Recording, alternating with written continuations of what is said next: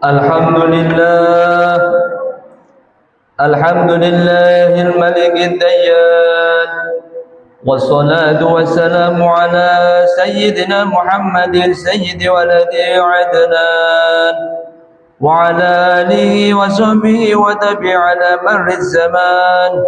Wa ashhadu an la ilaha illallah wahdahu la sharika lah, المنزه عن الجسمية والجهة والزمان والمكان.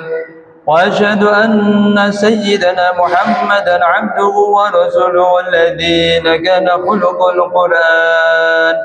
أما بعد، عباد الرحمن، فإني أوصيكم ونفسي بتقوى الله المنان القائل في كتابه القرآن: بسم الله الرحمن الرحيم.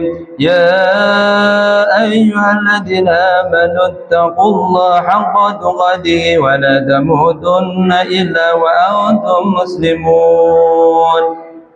معاشر المسlimin wa zumratal mu'minin rahimakumullah. Puji syukur kehadirat Allah Subhanahu wa taala. Biqaulina alhamdulillahi rabbil alamin.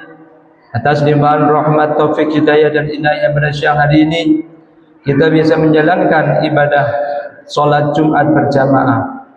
Rahmat beserta salam semoga senantiasa tercurah pada baginda Rasul Sayyiduna Muhammad sallallahu alaihi wasallam, Nabi yang senantiasa kita harapkan syafaatnya, yang mudah-mudahan kita menjadi umatnya yang mendapat syafaat di yaumil qiyamah. Allahumma amin.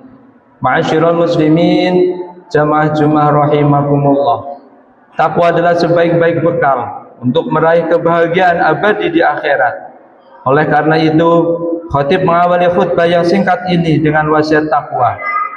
Marilah kita semua selalu meningkatkan ketakwaan kita kepada Allah Subhanahu wa taala dengan melaksanakan semua kewajiban dan meninggalkan segenap larangan. Hadirin rahimakumullah. Keberangkatan jamaah haji tahun 1447 Hijriah atau tahun 2026 telah dimulai. Sebagaimana kita tahu bahwa ibadah haji memiliki hukum-hukum yang harus diindahkan dan dilakukan sesuai tuntutan syariat agar sah dan diterima oleh Allah Subhanahu wa taala. Pembahasan secara terperinci tentang manasik haji tentunya panjang lebar dan tidak cukup disampaikan dalam khutbah Jumat yang singkat. Namun dalam kesempatan yang mulia ini, khatib mengingatkan kepada kita semua mengenai dua hal yang penting. Yang pertama, seseorang yang akan berangkat haji, bekal paling utama dan paling penting yang harus dia bawa adalah ilmu. Ilmu tentang tata cara haji ini sangat urgent karena berkaitan dengan sah atau tidaknya ibadah haji, diterimanya atau tidaknya ibadah haji. Sangat disayangkan apabila harta, tenaga, waktu, rasa lapar, rasa haus, rasa letih dan dari perjalanan jauh hilang sia-sia tanpa faidah dan manfaat dikarenakan seseorang tidak membawa bekal yang memadai tentang ilmu mengenai tata cara haji. Membawa bekal yang memadai tentang ilmu mengenai tata cara haji, orang yang tidak memiliki ilmu tentang hukum-hukum haji lalu ia berhaji tanpa ilmu, maka ia tidak bisa menjamin keabsahan ibadah yang ia kerjakan. Demikianlah keadaan orang yang tidak berilmu. Ia ingin memperbaiki sesuatu, namun justru sebaliknya ia merusaknya dan membatalkannya. Ma'asyiral muslimin, jamaah Jumat rahimakumullah. Dikarenakan mengabaikan ilmu dan tidak mengetahui tata cara ibadah sebagaimana mestinya, banyak orang yang sholat dan puasanya tidak sah. Baginda Nabi Muhammad sallallahu alaihi wasallam bersabda dalam hadis sahih, "Ruba shaimin laisa lahu min siyami ila al-ju' wa ruba qaimin laisa lahu min qiyami ila syahr." Artinya, betapa banyak orang yang berpuasa namun tidak memperoleh apapun dari puasanya kecuali rasa lapar, dan betapa banyak orang yang melakukan salat malam namun tidak memperoleh apapun dari salat malamnya kecuali rasa letih karena ia begadang. Hadis riwayat Ibnu Majah. Hadirin jamaah salat Jumat yang berbahagia. Yang kedua, Allah telah mengkhususkan ibadah haji dengan keistimewaan yang tidak diberikan kepada ibadah-ibadah lainnya, yakni ibadah haji dapat menghapus dosa-dosa besar dan dosa-dosa kecil. Diriwayatkan dari Abi Hurairah bahwa Rasulullah sallallahu alaihi wasallam bersabda, "Man hajja falam yarfus walam yasfuq, raja'a ka yaumi waladhu ummuh." Barang siapa yang berhaji lalu tidak bersetubuh selama masih dalam rangkaian ibadah haji dan tidak melakukan dosa besar, maka ia akan kembali bersih dari dosa-dosanya seperti saat dilahirkan oleh ibunya. Hadis riwayat Al-Bukhari. Hadirin jamaah Jumat rahimakumullah, syarat agar haji seseorang menghapus seluruh dosa dan menjadikannya bersih dari dosa seperti saat dilahirkan oleh ibunya adalah niatnya harus murni.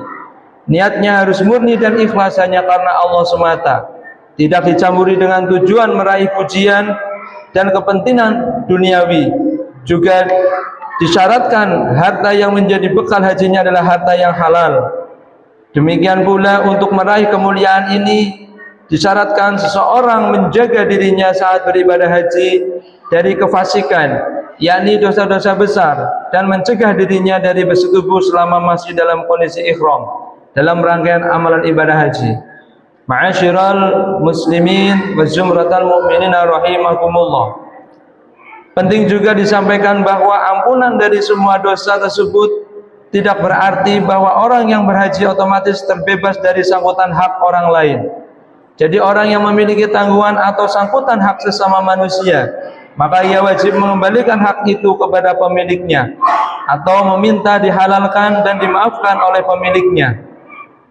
Sangkutan hak sesama hamba itu tidak akan gugur dengan ibadah haji. Diriwayatkan dari Abu Hurairah radhiyallahu anhu bahwa Rasulullah sallallahu alaihi wasallam bersabda yang artinya, barang siapa memiliki kezaliman terhadap saudaranya pada harga dirinya atau sesuatu lain, hendaknya ia dihalalkan darinya di hari ini atau di dunia ini sebelum tidak lagi bermanfaat dinar atau dirham. Jika ia memiliki amal soleh, maka akan diambil darinya amal soleh tersebut sesuai dengan kadar kezalimannya. Jika ia tidak memiliki kebaikan-kebaikan, maka diambil dari keburukan-keburukan orang yang dizalimi lalu ditimpakan kepadanya. Hadis riwayat Bukhari. Demikian pula ibadah haji tidak menggugurkan tanggungan kewajiban yang ditinggalkan seperti sholat dan lainnya. Diriwayatkan dari Anas radhiyallahu an bahwa Nabi Muhammad sallallahu alaihi wasallam bersabda, "Man nasiya sholatan falyusalliha idza dzakaraha la kafaratan laha illa dzalik." Barang siapa lupa melaksanakan sholat, maka hendaklah ia mengerjakannya saat ia ingat hal itu. Tidak ada denda berkaitan dengannya kecuali hal itu mengerjakan sholatnya ditinggalkan karena lupa. Hadis riwayat Bukhari. Jika sholat 5 waktu yang ditinggalkan karena lupa saja wajib diqodho, lebih-lebih lagi saat 5 waktu yang ditinggalkan karena sengaja atau karena malas. Jadi khatib mengingatkan bagi jamaah haji dan jamaah Jumat sekalian yang punya tanggungan sholat 5 waktu agar selama di tanah suci menyibukkan diri dengan mengqadha sholat-sholat yang pernah ditinggalkan. Ma'asyiral muslimin wa zumratal mu'minin rahimakumullah. Demikianlah khutbah singkat pada siang hari ini yang penuh keberkahan. Semoga menjadi ilmu yang bermanfaat dan dapat kita amalkan bersama. Amin amin ya rabbal alamin. Bismillahirrahmanirrahim. Wal 'asri innal insana lafi khusrin illa alladzina amanu wa 'amilus solihati wa tawassaw bil haqqi wa tawassaw bis sabr. Aqulu qali hadza wa astaghfirullah li wa lakum wastaghfiruhu innahu wal ghafurur rahim.